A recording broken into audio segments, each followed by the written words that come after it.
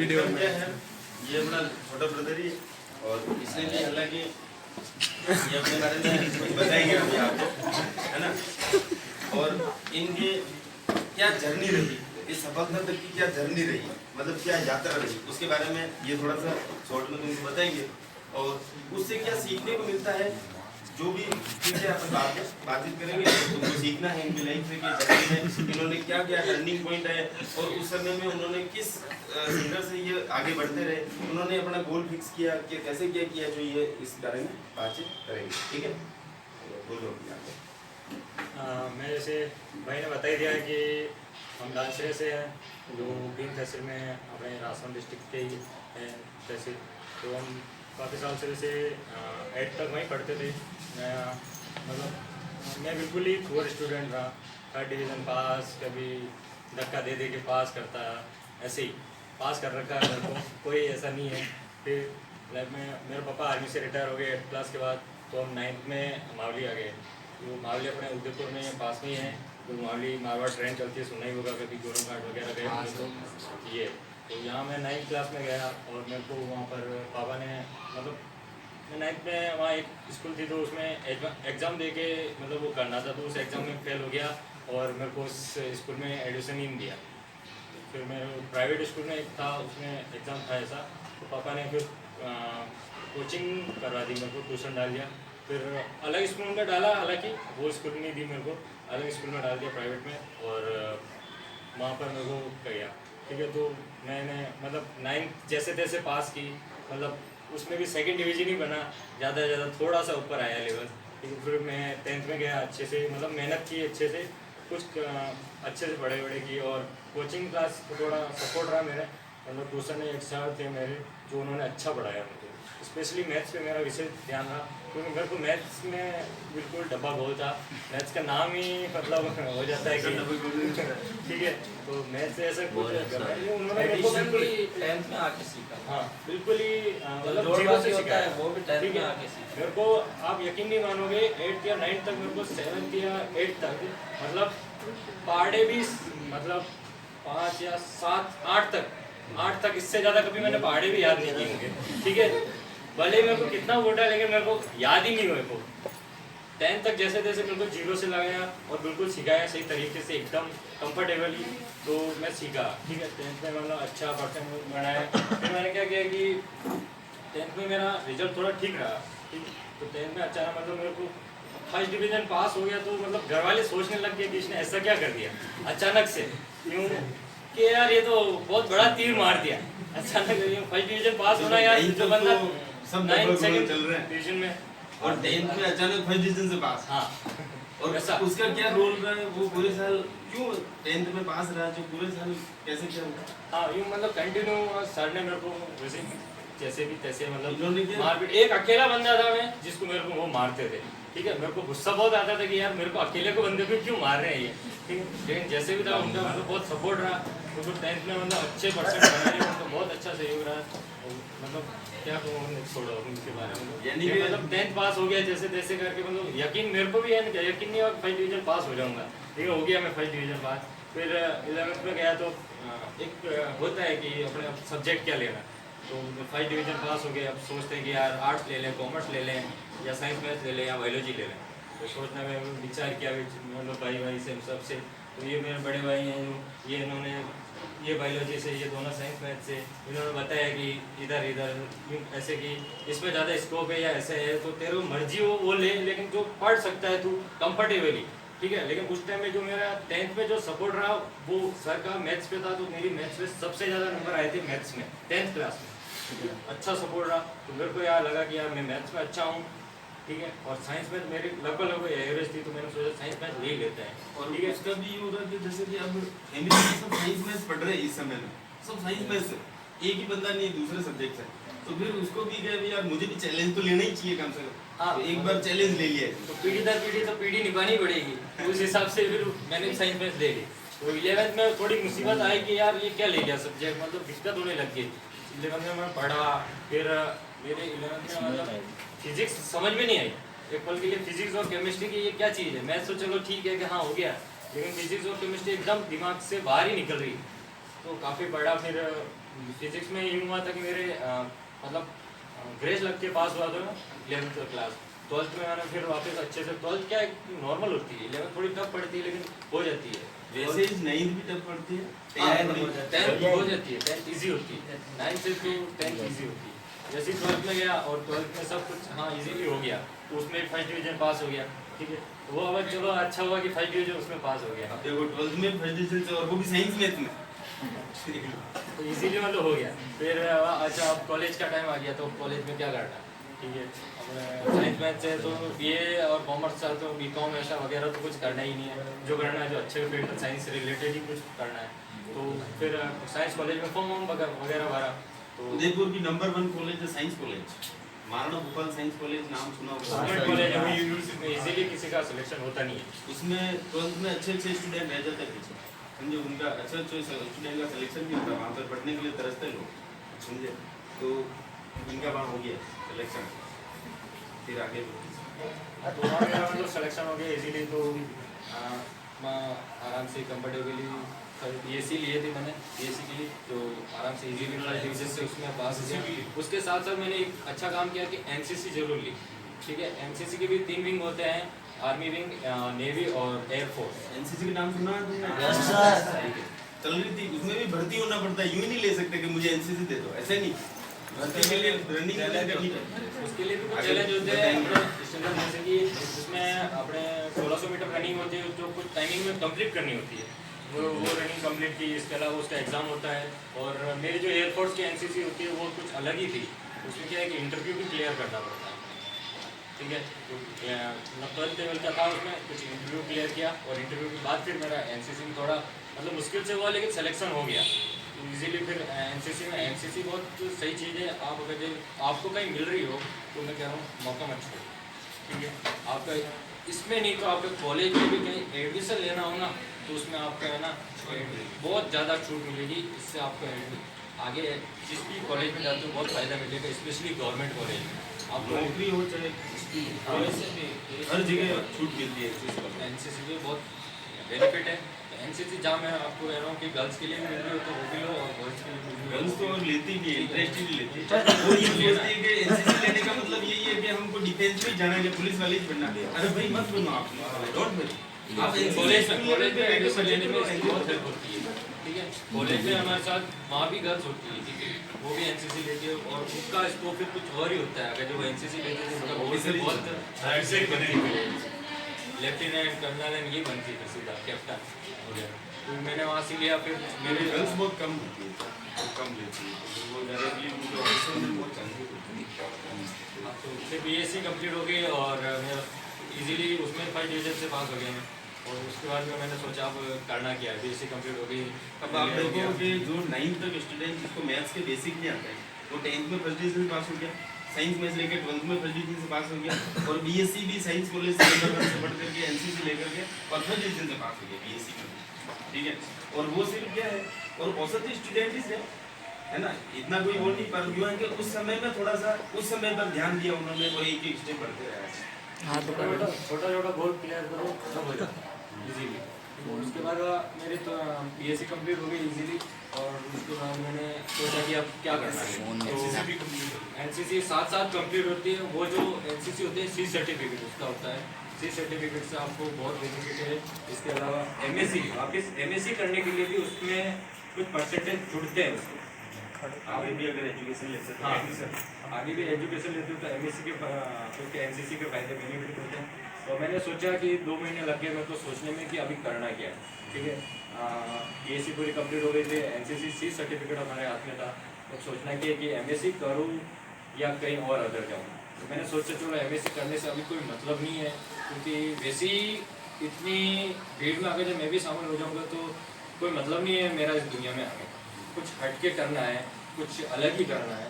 बचपन से गोल था कि आर्मी में जाऊँ, ठीक है। इसके अलावा कुछ करना ही नहीं था, मेरा यही गोल था, यही बना रखा था मैंने। इसके फिर मैंने सोचा चलो 2 महीने लग गए कि मैं करूँ क्या एग्जैक्टली, कि मैं अपने कंपटीशन की तैयारी करूँ या एमएससी करूँ या आर्मी की तैयारी करूँ। तो मैंने सोचा सब बोलते रहेंगे तुमको, लक्ष्य डिसाइड करते हैं ना, उस समय क्या सब बोलेंगे तुम ये कर लो, तुम वो कर लो, तुम ये कर लो, तुम वो कर लो, तो हवा के झोंकों के साथ नहीं करते। अपनी क्वालिटी पे चलनी कि तुम क्या चाहते हो अंदर से। अगर तुमने वो किया ना जो अंदर से जो चाहते हैं उसमें सफलता मिलेगी। रिजल्ट्स देखिए उस समय उसमें जो है तुम्हारे दिल की जो आवाज़ है, कामयाब और काबिल दोनों में डिफरेंस है। काबिल होने के लिए काबिल होने के लिए अपना नंबरों के लिए मत, मैंने नंबरों के लिए मत अपन समझते बात करते रहते हैं, कोई बात नहीं, अपन कोशिश करते हैं थोड़े अच्छे नंबर लाने के लिए, लेकिन कभी नंबर कम भी आते हैं तो डोंट वरी, आपकी लाइफ कोई खराब नहीं होती है, ठीक है। और हर असफल व्यक्ति ही सफल होता है। तो फिर ब्रो ने सोचने लग गए, मेरे को काफ़ी दोस्त कह रहे हैं चलो यार अपन कोचिंग कर लेते हैं, एसएससी सीजीएल की वगैरह जो भी है अपन बैंक की या कांस्टेबल की इनकी कोचिंग कर लेते तो यार अपने ये बन जाएंगे। वो ये कहते हैं कि चल तू हमारे साथ ही कर ले, अब मैं यहाँ जा रहा हूँ तो चल, कई बार यूँ होता है ना मेरा दोस्त वहाँ जा रहा है तो चलो उसके साथ भेड़ चाल चल लेते हैं, साथ साथ में चल जाते हैं उसी के साथ। यूँ साइंस कॉलेज में मैं एक अकेला स्टूडेंट था, अकेला लड़का था जिसका एडमिशन हुआ था मेरी सरकारी स्कूल से, मावली की स्कूल से एक अकेला बंदा था जिसने उसमें एडमिशन लिया। बाकी सब प्राइवेट स्कूल, बाकी सभी प्राइवेट कॉलेज में चले गए थे, जो बीएन में नाम सुना होगा, बीएन का वैसे बहुत बड़ा नाम है, तो उसमें चले गए थे। वो प्राइवेट अच्छी कॉलेज ये, ठीक है, वो गवर्नमेंट वाली यूनिवर्सिटी, एमबी यूनिवर्सिटी नाम सुना? उसमें फीस कम साइंस लगती है, एकेडमी अगर लगी गवर्नमेंट में फीस कम लगती है और बीएन कॉलेज उसका में बीएन आपके प्राइवेट कॉलेजों में परसेंटेज फीस चाहिए। मैं फर्क बताता हूँ बीएन का और एमबी का। मैंने 10 साल में तीनों साल निकाल दिए, बोलो 10,000 में, सॉरी 10,000 में तीनों साल निकाल दिए, और उसकी स्टार्टिंग फीस ही 22,000 से शुरू होती है। फर्स्ट ईयर की जो स्टार्टिंग फीस होती है वो 22,000 है। 3 साल तक 22,000 रुपए ऐसे। आप 3 साल तक 22,000 रुपये ऐसा सब कुछ करते रहो करो, ये फ़र्क है गवर्नमेंट और प्राइवेट का। तो ऐसा नहीं है कि अपना दोस्त वहाँ जा रहा है तो दोस्ती से कोई फ़र्क नहीं पड़ता, वो ज़िंदगी भर कभी साथ नहीं देगा, ठीक है। यूँ है हाँ हाँ कभी मिल गया तो बात कर ली, चलो बात ठीक है, वो बातें कर ली, ठीक है, ये वो ज़िंदगी भर साथ नहीं रह सकता ना, ऐसा तो है ना कि साथ नहीं रहेगा, बस ऐसे ही। तो मैं अकेला गया, मेरे को लगा कि यार मेरे दोस्त तो सारे बीएन में चले गए, मैं यहाँ अकेला फंस गया ऐसा, लेकिन फिर उनको पता, फिर मेरे को लगा कि यार नहीं मैं उनसे ज़्यादा सही हूँ ऐसा, एबिलिटी है इसलिए सिलेक्शन में। हाँ फ्रेंड तो वहाँ पे भी अच्छे बन गए। ठीक है। कि ऐसा नहीं है कि भी इनके पास फीस नहीं थी, अब फीस तो वहाँ पे भी दे सकते थे, है ना, एबिलिटी थी, कैपेबिलिटी है ना, लेकिन क्या है कि फिर इन्होंने इनकी एबिलिटी के हिसाब से सिलेक्शन हुआ, फिर आगे तो फिर हो गया, वो मैंने सोचने लग गया क्या करना है एग्जैक्टली। तो फिर मैंने सोचा कि चलो एक डिफेंस एकेडमी ज्वाइन की जाए, ठीक है। मैंने डिफेंस एकेडमी ज्वाइन की, 10 महीने तक कंटिन्यू मैंने वहाँ ज्वाइन की। मेरा जो एक 1600 मीटर का टाइमिंग होता है, हमें कवर करना होता है 5 मिनट और 30 सेकंड के अंदर अंदर, मतलब 1.5 किलोमीटर से 100 मीटर ज़्यादा रनिंग कंप्लीट करनी होती है 5 मिनट और 30 सेकंड के अंदर। जब मैंने फर्स्ट बार अकेडमी ज्वाइन की तो वहाँ का मेरा टाइमिंग आया था 7 मिनट और 30 सेकंड, मैंने वो रनिंग कंप्लीट की। तो मैं जैसे बहुत निराश हुआ कि यार ये मेरे साथ क्या हो गया। मैंने रनिंग भी पीछे 5 मिनट 50 सेकंड ऐसे टाइम क्लोज होता गया और मेरा फाइनली टाइम आया था 5 मिनट और 32 सेकंड, ये टाइमिंग आया था। उससे पहले मैंने 3-4 जगह जाके मैंने आर्मी की भर्तियाँ देख चुका था। उड़ीसा गया हुआ था मैं, झारखंड जाके आ गया था, एक बार बेंगलोर जाके आ गया था और एक बार नासिक जाके आ गया था। यह आर्मी की यहाँ पर भर्तियाँ होती है, जो सेंटर की जो रिलेशन, जिसके फादर रिलेशन या भाई का रिलेशन होता है, वहाँ पर जाके रनिंग आप देख सकते हो, भर्ती देख सकते हो। अगर आपका सिलेक्शन होता तो आपको वही सेंटर मिलता है, ऐसा है। तो फिर मेरा क्या है कि लास्ट साल था और आर्मी में भी मैं ओवर एज होने वाला था। 21 साल तक आर्मी में लेते हैं जनरल ड्यूटी के लिए, ठीक है। बाकी ऑफिसर पे तो 28 साल तक लेते हैं। तो फिर मैंने मेरे 18 या 19 दिन कुछ बचे रहते तो मेरे खुद के जो पापा का जो सेंटर था उसमें आर्मी की भर्ती आई थी, मैं गया रनिंग में, ठीक है। वहाँ पर मैं फिजिकली पूरा क्लियर हो गया और मेडिकली पूरा क्लियर हो गया और फिर मैंने वहाँ का एग्ज़ाम दिया। तो एग्ज़ाम में एक फ़ायदा होता है, आपका एनसीसी अगर जो आपके पास है तो आपका रिटर्न बिल्कुल माफ़ होता है। आर्मी में बिल्कुल रिटर्न माफ़ होता है अगर जो आपके पास, हाँ मेरा सी सर्टिफिकेट है तो एग्ज़ाम होता ही नहीं बिल्कुल, ठीक है। आपको जाना है एग्ज़ाम में, जाके बैठना है, वो हमारा मार्कशीट देंगे आपको, उसमें सिर्फ आपका नाम लिखना है, नाम भी नहीं लिखना है, पेन की टिप भी नहीं लगानी, उसमें नाम ऑलरेडी आपका लिखा हुआ है, एक टिप भी नहीं लगानी। आपके सामने वहाँ मार्कशीट आती है, आपको पेपर नहीं देंगे, सिर्फ वो हमारा मार्कशीट को आपको सिर्फ देखना है, अंदर गोले कितने हैं या क्या है, आपको सिर्फ वहाँ बैठ के टाइम पास करके वापस आ जाना है।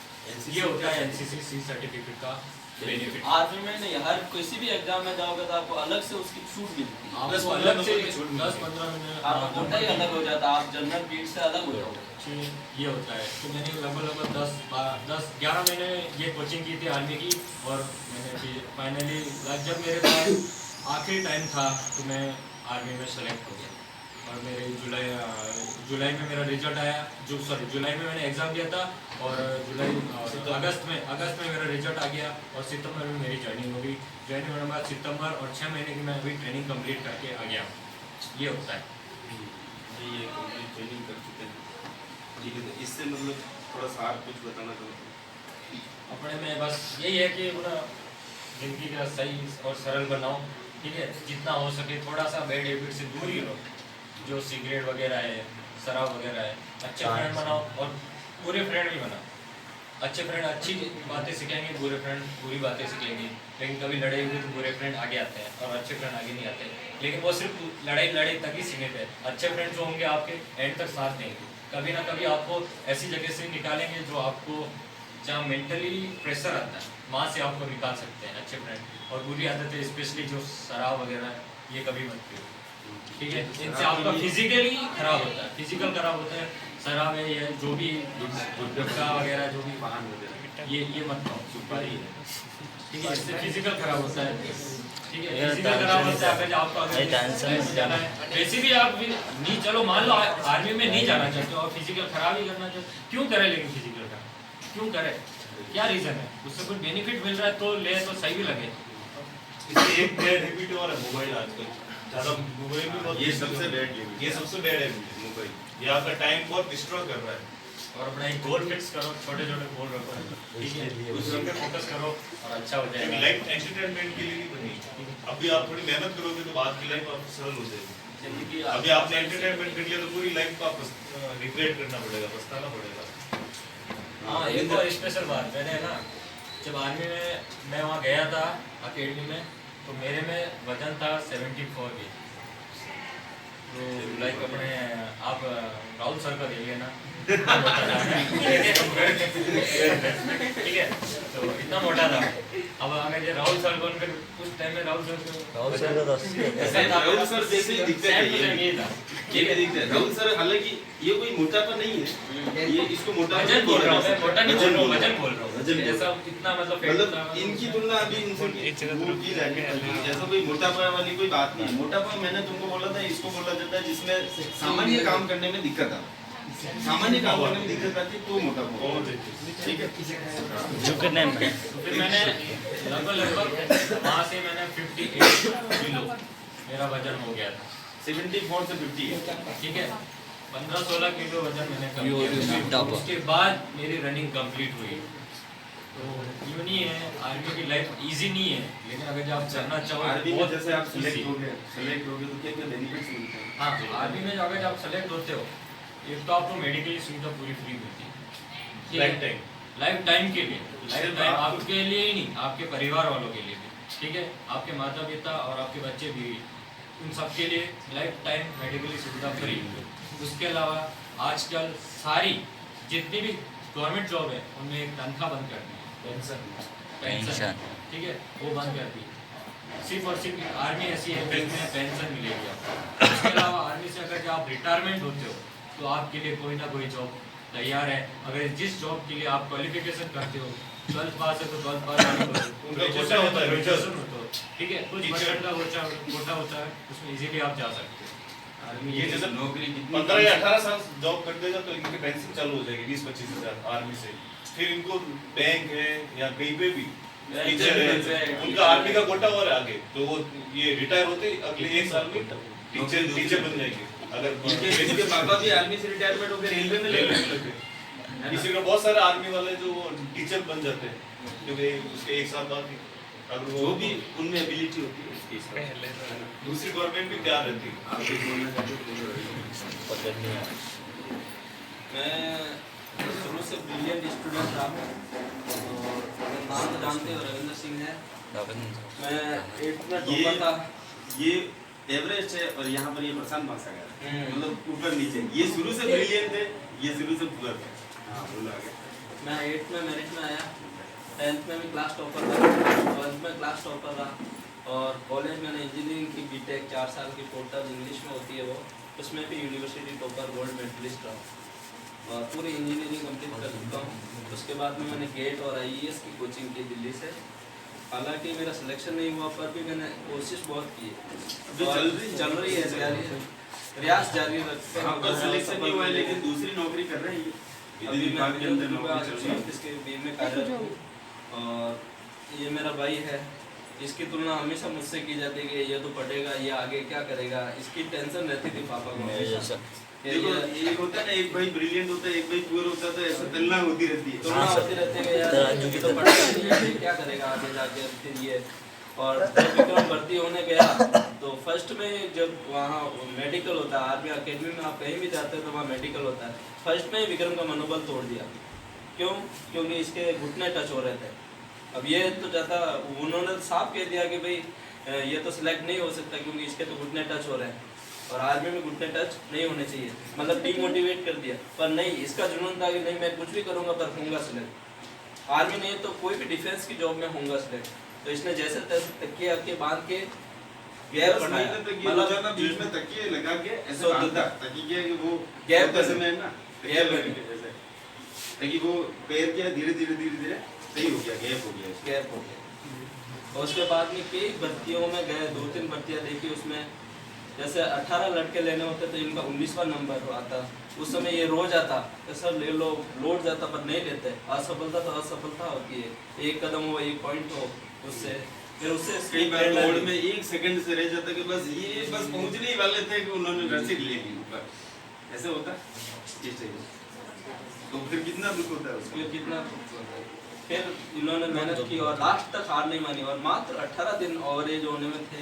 तो 18 दिन के अब ओवरेज जो आपको आर्मी में कल 21 साल ही मिलेगी, 21 साल बाद एवरेज और एबिलिटी है 10वीं पास, 10वीं पास, बीएससी नहीं, बीएससी तो इन्होंने ज्यादा कर ली, 10वीं पास के बाद में आप जा सकते हो। 17 साल से स्टार्ट हो जाती है आर्मी में, आप 17 को 21 और सब प्रेसिडेंट लड़के आते क्या गुच्छे की आखिरी चाबी भी आपका किस्मत बदल सकती है। कोई सा भी ताला हो, गुच्छे की आखिरी चाबी, आखिरी सांस तक कदम, अंतिम पग जो होता है वहां तक आपको मेहनत करनी है। ए आसमां तुझे शौक है बिजलियां गिराने का, तो मुझे भी जिद है वही आशे बनाने का। कौन कहता है कि आसमान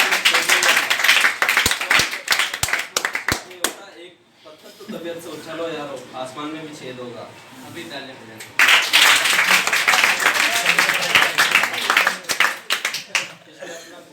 करो, जो बनना है वो बनो, बिंदास रहो और जिंदगी में टेंशन कभी नहीं लेनी। पढ़ाई में आप पुअर हो तो कोई बात नहीं, 10th पास कर लो और आर्मी की तैयारी करो, सिलेक्शन हो जाओगे 4 साल में आराम से। वहाँ पर मैं अकेडमी में गया, वहाँ का भी मेरे को एक्सपीरियंस था। वहाँ पर ऐसे लड़के आए थे कि भाई वो बता रहे थे कि भाई यहाँ पर एक ऐसा लड़का आया 10वीं पास करके, वो भी मेरी तरह हेल्थी था और वो 10वीं पास करके आया। सर ने उससे पूछा कि राजस्थान की राजधानी क्या है, तो उसने कहा कि सर मुझे क्या करना राजधानी जान के, और वो भी सिलेक्ट हो गया। अब हाल ही में है, मतलब आदमी जब जाके जब सवेरा है, देर है पर अंधेर नहीं है। कोशिश करने वालों की हार नहीं होती। किसी को कुछ पूछना है क्या आर्मी से रिलेटेड? किसी को कोई क्वेश्चंस वगैरह हो तो बोल सकते, कुछ भी ऐसा आर्मी से संबंधित, कैरियर से संबंधित कुछ भी आपके मन में जो भी कैरियर डाउट से हो। संबंधित भी हो कुछ, जैसे कि कोई पूछिए आप, डाउट्स हो। कुछ नहीं, बिंदास पूछो, कोई भी कुछ भी मन में आ रहा हो अभिषेक पूछ लो। तनख्वाह कितनी मिलती है? खाने में क्या मिलता है? खाने में क्या मिलता है? ये खाना देखो आर्मी का बहुत अच्छा मिलता है, ठीक है। हमें वैसे राजस्थान से तो वहाँ पर एक दिन छोड़ के एक दिन नॉनवेज जरूर मिलता है, ठीक है। और खाना बहुत अच्छा मिलता है। जो नॉनवेज नहीं खाता उसके लिए पनीर, इसके अलावा और भी बहुत सी सब्जी मिलती है, खीर वगैरह। खीर वगैरह स्पेशली, और उनकी मेस अलग होती है। खीर जैसे नॉनवेज नहीं खाते तो उनके लिए मेस अलग होती है, खीर उनके मिलती लिए है आपको, ठीक है। और मतलब जो घर पे नहीं मिलता ना वो वहाँ मिल जाता है। उनकी फुल सुविधा है। घर पे तो कुछ भी नहीं, खाने की भी फुल सुविधा। और सुबह कितने बजे उठाते हैं? दिनचर्या तो देखो, दिनचर्या नहीं तो अभी सुबह उठो अपने 3 से 3.5 के लिए। शाम को जल्दी सो जाते हैं ना, 9 बजे सुला देते हैं और 9 बजे सुला देते हैं ना। 7 दिन हो गया हूँ। ये तो 7 बजे सोता हूँ, जो सुबह से 8 बजे उठता हूँ। दैनिक दिनचर्या से निवृत्त हो जाते हैं। नहाना धोना, ब्रश वगैरह जो भी है, सेविंग वगैरह करना। आर्मी में हमेशा ही क्या है, रोज सेविंग बनती है। मैं यहाँ आने के बाद खैर मेरे को क्या है कि गाड़ी मूछ का बड़ा शौक है।